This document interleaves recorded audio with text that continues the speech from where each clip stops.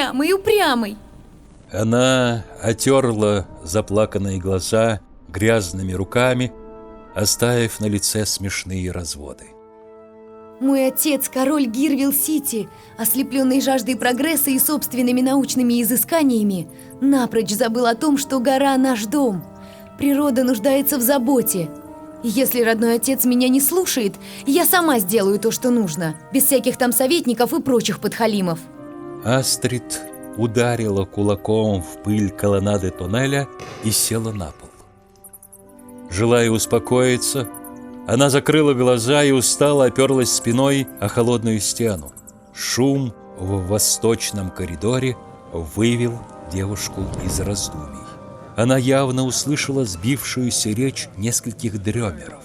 Вот только интонация и тема для обсуждений была у них очень странная. До ритуала осталось совсем немного. Владыка знает, что мы стараемся как можем, говорил один голос. Целый день мы устанавливаем кристаллы всем, кто не принял нашего владыку сразу, пришептывал другой. Дремеров недостаточно. Мы добыли партию зверей. Они быстро растут и до ритуала накопят энергии больше, чем любой местный житель. Твердо сказал третий, самый громкий и уверенный голос. Я готов вживить кристаллы им всем. Больше кристаллов, больше жертв, больше энергии для нашего владыки. Снова зашелестел второй. Астрид напряглась. Какой к черту владыка? Зачем ему жертвы? Мелькали мысли в ее голове. И откуда в этих горах такие животные, когда крупнее крота в Гирвилл-Сити никого отродясь не водилось? Девушка встала и тихонько пошла вслед за голосами, а те, в свою очередь, продолжали вещать. Король падет! Безумие его удел! Мерзким голосом блеял один из них. Мастера не помогут. Все сойдут с ума. Все сойдут с ума, шептал следующий. Когда речь зашла об отце, кровь ударила Астрид в виски и вскружила голову. Она с тоской подумала. Папа, ты так увлечен наукой, что не замечаешь предательства прямо у себя под носом. Девушка двинулась дальше, туда, где коридор переходил в большую залу, переполненную гулом и грохотом.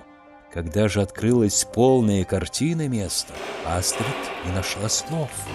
Все пространство занимали клетки, в которых томились исполненные ужаса дремеры всех возрастов и кланов. Пленников одного за другим выводили на площадку, где культисты, а это явно были какие-то фанатики, молотами вбивали в головы бедолаг крупные кристаллы титанита. Тотчас же глаза пострадавших закатывались, а когда возвращались на место, становились совсем чужими, безумными, и каждый из таких подопытных начинал шептать что-то о владыке. Астрид отвела взгляд, будучи не в силах терпеть подобные зрелища. Тут взгляд ее упал на клетку, что стояла немного поодаль. В ней крутился чудный зверь, похожий на кота, которого девушка видела в книге сказаний. Сердце Астрид, истинной защитницы природы, затрепетало, и решение было принято немедленно. Девушка приблизилась к темницам с дремерами и отворила засовы на ближайших из них. Затем, не мешкая, она подошла к клетке со зверем и, отворив ее, резко отпрянула. А все потому, что животное, скалясь и рыча, начало наступать на нее. Кристаллы в голове зверя мерно качнулись, когда хищник изготовился к прыжку. Астрид попятилась, схватила первый попавшийся под руки камень и швырнула его в кота-переростка. Пара самых крупных кристаллов, жалобно взвизгнув, откололась от головы зверя, заставив того в замешательстве мотать лохматой головой. Животное зарычало и, бросив беглый взгляд на Астрид, унеслось прочь. А девушка, между тем, поспешила к следующим клеткам, не обращая внимания на культистов, что, отвлекшись от своих черных дел, побежали за ней. Освобожденные дремеры были слишком слабы, чтобы помочь спасительнице. Они лишь вяло брели прочь от своих тюремщиков. Круг преследователей неумолимо сужался, и вскоре Астрид оказалась в ловушке, выхода из которой не было.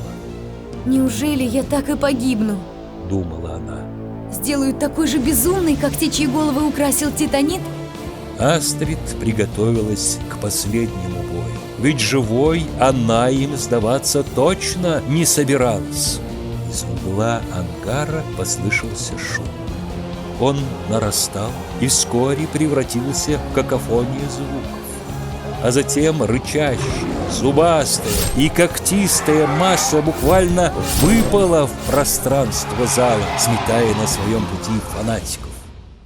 Когда все было закончено, дикие коты разбежались, и лишь один тот, которого она спасла, уселся с деловым видом у ног Астрид. А затем и вовсе принялся вылизывать то, о чем в приличном обществе говорить не принято. «Ты что, дурашка, только сейчас понял, что я зла тебе не желаю?» Улыбнулась ему Астрид. Жизнерадостно отозвался зверь. «Лукас! Точно, я буду звать тебя Лукас!» Воскликнула Астрид. Ответил ей кот, не протестуя против нового имени. «Спасибо тебе. Вдруг серьезно произнесла девушка. И если ты не против стать моим другом, я возьму тебя с собой к моему папе, королю Хорнаку. Нам предстоит многое ему рассказать, если еще не слишком поздно». Подумала Астрид, когда выходила из зала вместе с весело подпрыгивающим Лукасом.